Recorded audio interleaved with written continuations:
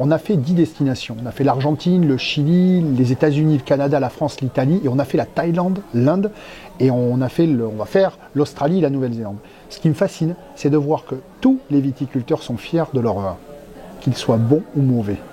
Et ça, c'est fascinant parce qu'on a un rapport à la terre et on a un rapport avec le raisin et un rapport avec ce que l'on fait. On passe toute sa saison en train de se battre pour essayer de faire le meilleur raisin possible. Donc quand il sort et qu'il est en bouteille, bon, on est fiers. Alors c'est vrai que nous, quand on le compare, on se dit, tiens, le vin indien ou le vin thaïlandais, il n'est pas si extraordinaire que ça. Mais on a des gens qui sont passionnés et qui sont exaltés par ce produit et par ce nectar. Et du coup, ça véhicule une passion. Et moi, j'adore les gens passionnés. Donc, le vin, c'est un moyen de communiquer qui est fabuleux, quoi. En France, on ne peut pas forcément dire qu'on a un œnotourisme qui est extrêmement développé. Par contre, dès qu'on se tourne vers les autres pays, et particulièrement les pays du Nouveau Monde, alors là, par contre, ils ont su communiquer très très rapidement. Donc, quand on va en Argentine, que l'on aille au Chili, qu'on aille aux États-Unis, au Canada, voir la Thaïlande et l'Inde, dont je reviens, c'est magique. C'est-à-dire qu'en fait, ils ont mis en place un système pour dire, voilà, venez voir notre vin, il est magique, je vais vous faire faire un tour d'éléphant au milieu de mes vignes, vous allez vous balader en bateau pour voir les vignes.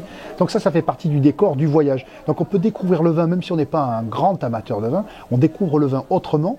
Et donc peut-être qu'on va avoir une approche différente autour du vin. Donc il n'y a pas que le savoir-faire. Et puis derrière, il y a une architecture des chais qui est fascinante, qui à la fois s'adapte au lieu, et à la fois qui s'adapte avec des architectes de renom, hein, parce qu'il y a, là aujourd'hui, on peut dire qu'on est parti vers une véritable surenchère. On a des chais extraordinaires. Et il n'y a pas un grand domaine qui ne s'arrache pas les grands architectes pour essayer de créer des choses magiques. Pour moi, la façon dont je le vis pendant le tournage, c'est une expérience humaine et sensuelle. Voilà, c'est essentiellement ça.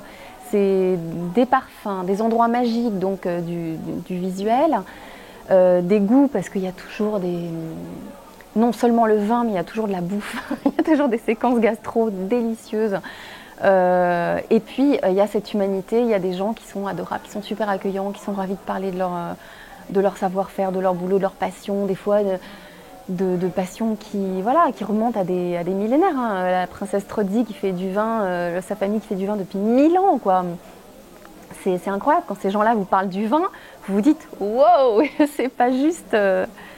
c'est magique, c'est un vrai conte de fées, en fait. Hein. Enfin, au départ, moi, je suis né à Bordeaux.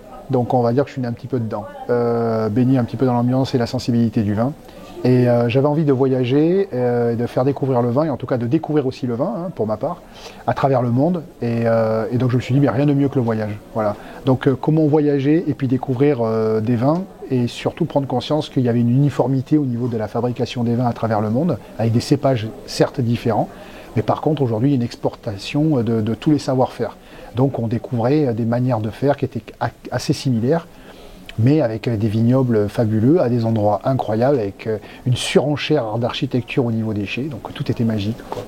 C'est complètement naturel. Enfin, moi, c'est ça qui m'a plu aussi, c'était l'idée d'être... on ne peut pas dire que ce soit du reportage, parce que c'est beau, c'est esthétique, c'est filmé, c'est monté, mais en même temps, c'est pas quelque chose d'écrit ou de préparé, c'est quelque chose de vraiment vachement spontané dans le fonctionnement.